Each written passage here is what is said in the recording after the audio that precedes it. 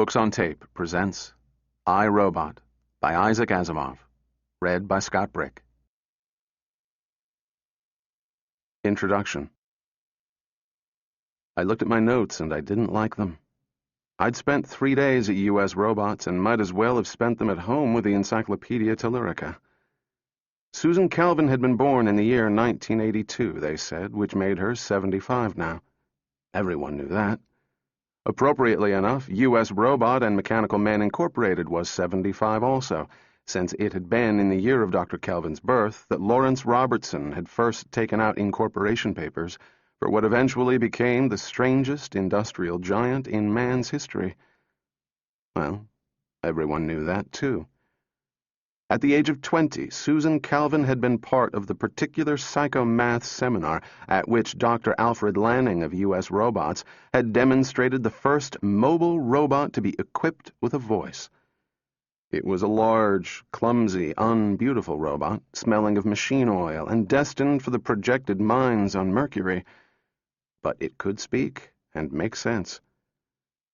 Susan said nothing at that seminar, took no part in the hectic discussion period that followed.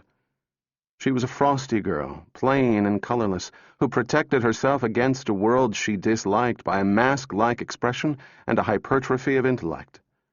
But as she watched and listened, she felt the stirrings of a cold enthusiasm. She obtained her bachelor's degree at Columbia in 2003 and began graduate work in cybernetics.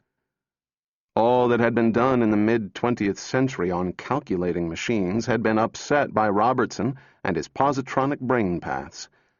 The miles of relays and photocells had given way to the spongy globe of plantanumeridium about the size of a human brain.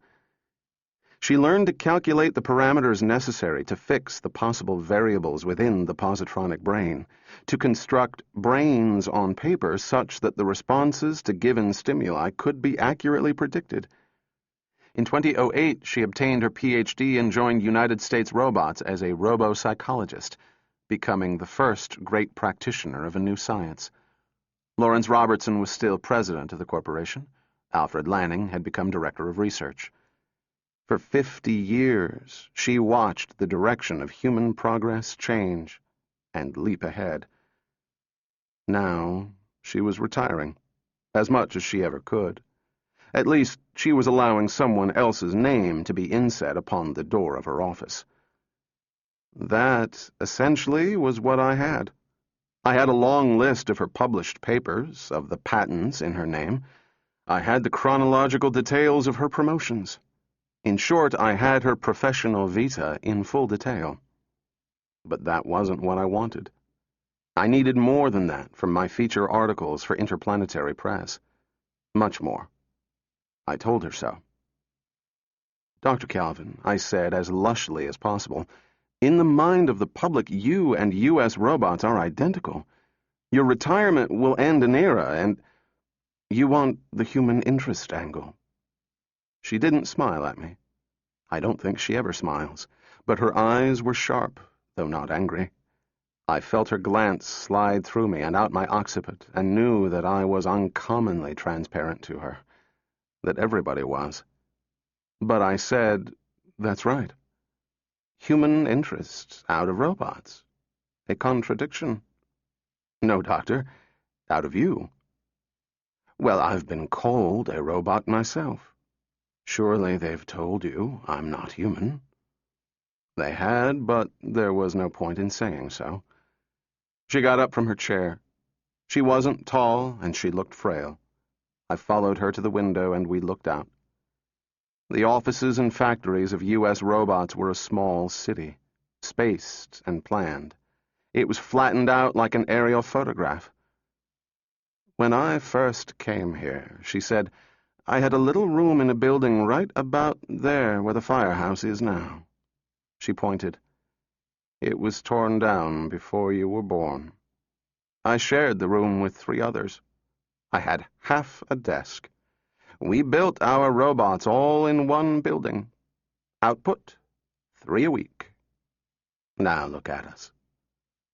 50 years, I hackneyed, is a long time. Not when you're looking back at them, she said. You wonder how they vanished so quickly. She went back to her desk and sat down. She didn't need expression on her face to look sad, somehow.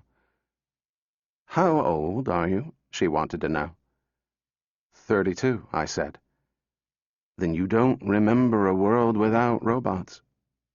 There was a time when humanity faced the universe alone and without a friend. Now he has creatures to help him, stronger creatures than himself, more faithful, more useful, and absolutely devoted to him.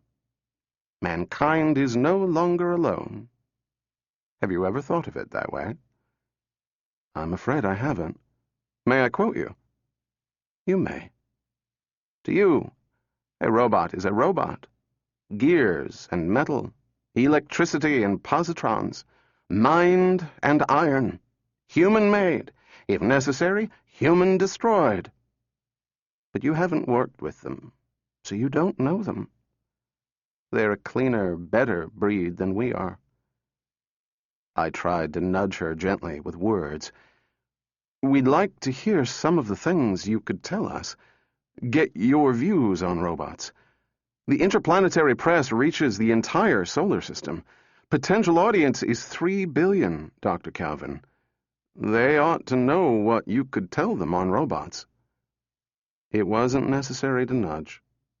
She didn't hear me, but she was moving in the right direction.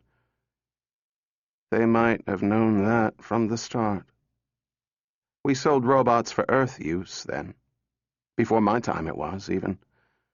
Of course, that was when robots could not talk. Afterward, they became more human and opposition began. The labor unions, of course, naturally opposed robot competition for human jobs, and various segments of religious opinion had their superstitious objections. It was all quite ridiculous and quite useless. And yet, there it was. I was taking it down verbatim on my pocket recorder, trying not to show the knuckle motions of my hand. If you practice a bit, you can get to the point where you can record accurately without taking the little gadget out of your pocket. Take the case of Robbie, she said. I never knew him. He was dismantled the year before I joined the company, hopelessly out of date. But I saw the little girl in the museum. She stopped, but I didn't say anything. I let her eyes mist up and her mind travel back. She had lots of time to cover. I heard about it later, and when they called us blasphemers and demon creators, I always thought of him. Robbie was a non-vocal robot. He couldn't speak. He was made and sold in 1996. Those were the days before extreme specialization, so he was sold as a nursemaid. As a what? As a nursemaid.